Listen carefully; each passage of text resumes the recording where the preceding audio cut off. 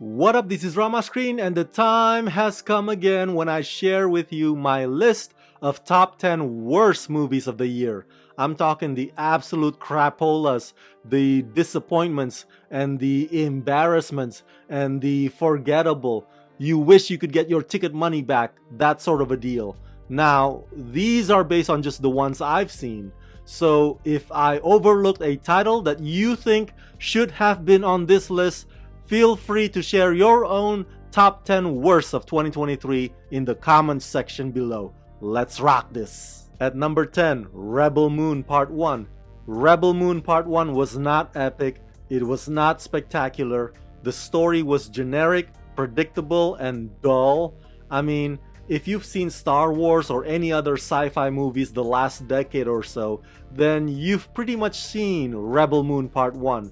It was all just CG bullet time galore and VFX overload. Sofia Boutella as the lead lacked charisma and the supporting characters were half-baked. Just like I said in my previous review, this movie was nothing more than style over substance. At number 9, A Haunting in Venice. This movie was a total stinker. It was the weakest in the Hercule Poirot saga. It was less predictable than the previous second film, but that's a low bar. And the twist reveals were downright ludicrous.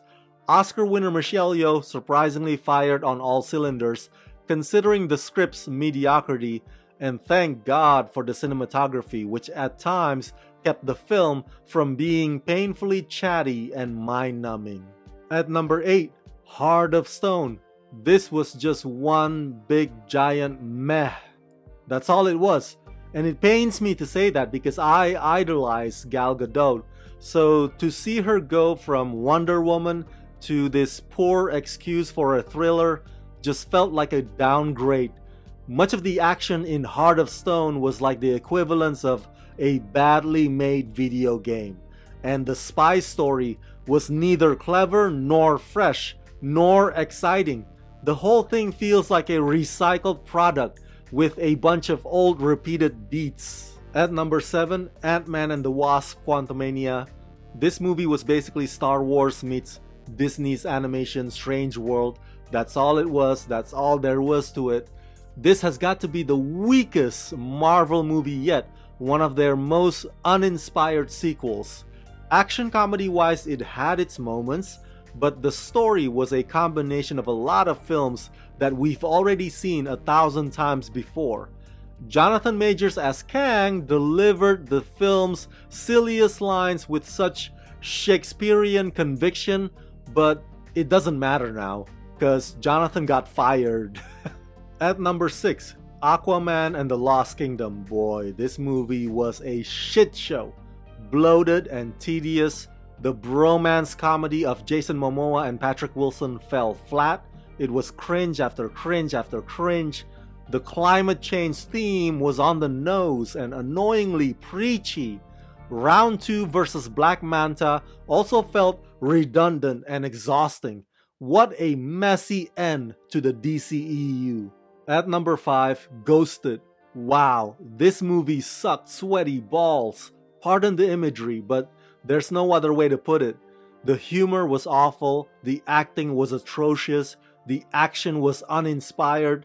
Neither one of the two extremely sexy lead stars, Chris Evans and Ana de Armas, was able to save this movie from its own mediocre script. One of the worst rom-com movies ever made. At number 4, Your Place or Mine.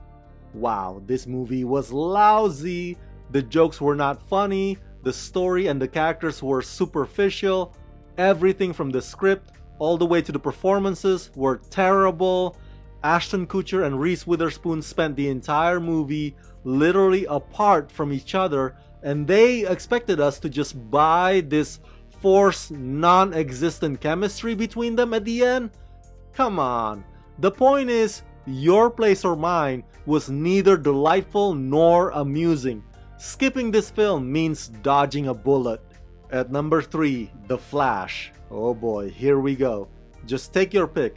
From the baby in the microwave, to the terrible Speed Force CG images, to that whole abomination at the end, digital resurrections of dead superheroes, and of course, let's not forget their criminal, and I mean criminal, lead star.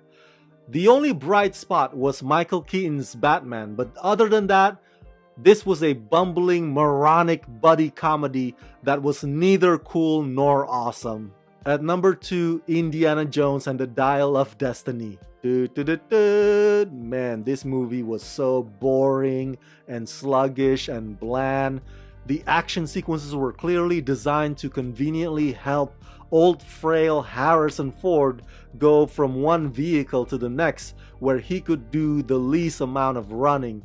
And no matter how much the script tried to sell them, Phoebe's character and the kid she's traveling with were just not likable. I mean, holy hell, what a disappointing send-off to one of the most iconic characters in cinema's history. And finally, at number 1, the worst of the worst movie of 2023, Genie. Now, don't get me wrong, I love Melissa McCarthy. She is a multiple Oscar nominee for Pete's sake. She's a great actress, but this just goes to show that from time to time, Melissa will do anything for the paycheck. This movie was goddamn awful. I'm shocked that Oscar-nominated screenwriter Richard Curtis fumbled this hard. None of the jokes were funny and the story went on and on and on. It was like watching paint dry, but calling it that would be an insult to paint. Seriously, that was 90 minutes I'll never get back. So there you go, my top 10 list of worst movies of this past year, 2023. Share your own list in the comment section below. I've got a feeling that yours would be quite similar to mine. Please subscribe, hit that notification bell, and as always, let's rock this!